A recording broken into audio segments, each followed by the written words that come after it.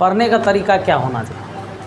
जैसे आप लोग कौन क्लास में हैं अभी, एवरेजिंग पार्ट 1 में है, कोई इंटर में भी होंगे, और आप लोग पढ़ाई करते हैं, तो सबसे पहले पढ़ते जो हैं वो समझ के पढ़ना चाहिए या आपको रटना चाहिए? समझ के पढ़ना चाहिए।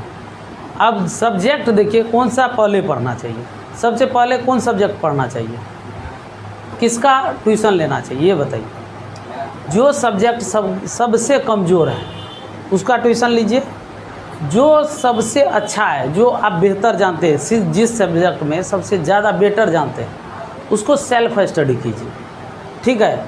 और 1 घंटा टीचर बताते हैं तो आपको उसमें प्रयास कीजिए, हमको 2 घंटा पढ़ना है। 1 घंटा जो टीचर पढ़ा दिए हैं उसको समझ के, उसको समझते हुए उसको पढ़ लेना है। यदि उसमें कुछ त्रुटि पाया जाता है, जैसे आपको समझ में नहीं आता है, तो अगले दिन टीचर से पूछिए, सर हम ये क्वेश्चन पढ़े थे, आप पढ़ाए थे, उसमें हमको यहाँ पे ये दिक्कत हो रहा है।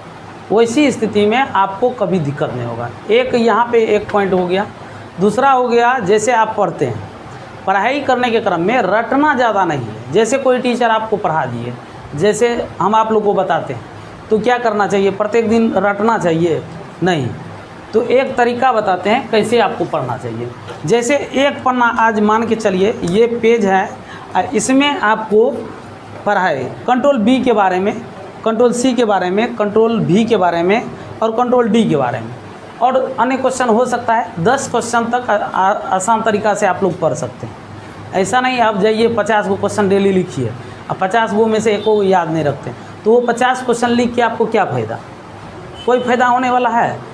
तो यदि आप 50 क्वेश्चन पढ़ते हैं उससे आपको कोई लाभ नहीं हो रहा है, कोई फ़ायदा नहीं हो रहा है, आपके माइंड में एडजस्ट नहीं हो रहा है, वैसी स्थिति में आपको वो चीज़ नहीं करना चाहिए। 5-10 क्वेश्चन ही पढ़िए, उसको रिजर्व रखिए। अब रिजर्व करने का मतलब है, जैसे एक पेज आज पढ़े तो आप डेरा पे जाइए, कहीं पे जहाँ पे पढ़ते हैं वहाँ पे एक बार पढ़ लीजिए, ठीक है। दिमाग शांत करके पढ़िएगा। जब कोई नहीं रहेंगे, जैसे बच्चे भी घर में रहता है, तो वहाँ पे नहीं देखिएगा, हल्ला गुल्ला करता होगा, तो अलग से एक सेपरेट रूम में आप बैठ जाइए पढ़ने के लिए। ध्यान देकर पढ़िएगा। तो एक पन्ना आपको पढ़ने में मुश्किल से आपको कितना समय लगेगा? 10 मिनट। 10 मिनट एक पन्ना को हम 10 मिनट 10 मिनट यानी कि 5 बार भी इसको पढ़ लेंगे, 15-20 मिनट में हो जाएगा। उसके बाद दूसरा दिन आइएगा तो फिर 10 क्वेश्चन हो गया, यहाँ पे बढ़ा, ठीक है। तीसरा दिन हो गया तो ये भी बढ़ गया, चौथा दिन भी हो गया, 5वां दिन। तो वैसी स्थिति में क्या कीजिए, आप तो पढ़ते जा रहे हैं, कॉपी भरते जा रहा है और दिमाग में भी रखते जाना है।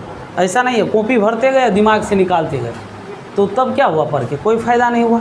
तो वैसी स्थिति में आप लोग इसको आज पढ़ें तो आज पढ़ लीजिए, फिर कल जो इसको पढ़िएगा तो आप क्या कीजिएगा, कल जो आइएगा इसको पढ़िएगा और फिर इसको भी पढ़िएगा। तो ये 2 बार रिपीट होगा और ये कितना बार होगा, 1 बार हो जाएगा। तीसरा दिन आप फिर पढ़िएगा तो ये पन्ना पढ़े तो इसको भी पढ़िए, तो 1 बार रिपीट होगा, ये 2 बार, ये सॉरी यहाँ पे 3 बार हो जाएगा, यहाँ पे 2 बार होगा, अगला पेज पे 1 बार होगा। फिर चौथा पेज पे लिखिएगा तो ये कितना बार, फर्स्ट पेज होगा 4 बार रिपीट होगा, 3 बार होगा, फिर उसके बाद 2 बार होगा, 1 बार होगा। 5वां पे जाएंगे, 5वां दिन जाएंगे, दिन वाइज कीजिए, डे वाइज रिवाइजिंग कीजिए। तो अब इसमें 5वां दिन पे यहाँ पे जाएंगे, तो 5 दिन से ज़्यादा नहीं पढ़ना है। 5 दिन पढ़ लिए तो आपको तो रटा हुआ चीज़ को ही फिर से पढ़ रहे हैं, तो पढ़े हुए को पढ़िएगा तो वो रिजर्व रहेगा। जैसे अभी एग्जाम्पल में एक तरह से समझिए, ABCD कभी भूल सकते हैं आप लोग, क्यों नहीं भूल सकते?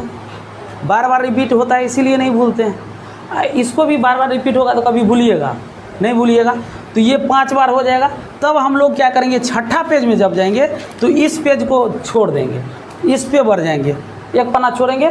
5 पेज के बाद 1 पन्ना बढ़ते जाना है, 2 पन्ना बढ़ेंगे तो 2 पन्ना इधर घटाएंगे, 3 पन्ना बढ़ेंगे तो 3 पन्ना घटाएंगे। तो इस तरह से एक क्वेश्चन 5 बार रिपीट होगा कि नहीं? क्या आपको रटना पड़ा? इसको रटना पड़ेगा, इसको रटा नहीं, इसको समझ के पढ़ के कीजिएगा ना, तो पढ़ा हुआ चीज़ को रिवाइज करते रहिएगा तो आपको कभी प्रॉब्लम नहीं आएगा।